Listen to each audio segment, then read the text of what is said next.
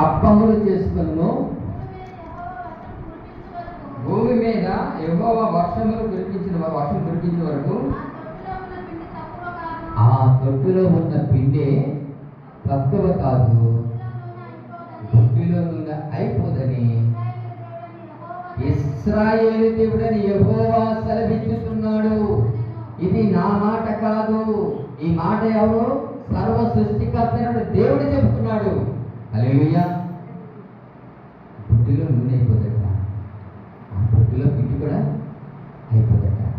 ఏమన్నా మొట్టమొదటిగా నాకు ఒక అప్పము చేసుకో, మీరు తర్వాత అప్పములు చేసుకోనండి. నాకు ఒక అప్పము చేసి తీసుకురండి, తర్వాత మీరు అప్పములు దేవునికి స్తోత్రం కలిగిన కాక దేవుడారా. నిజంగా ఆ తల్లి ముందు దైవజనుడిని చూడకుండా ఆ మాటను అంగీకరించుకోవాలా, దైవజనుడు తెచ్చి ముందుగా అప్పము పట్టాలా, ఆ ఇల్లు ఆశీర్వదింపబడింది. అనగా మనకి ఏది కలిగి ఉన్నా మొట్టమొదట దేవునికి ప్రాధాన్యత ఇవ్వాలని వాక్యం సెలవుస్తుంది. దేవుని బిడ్డలారా, హల్లెలూయా.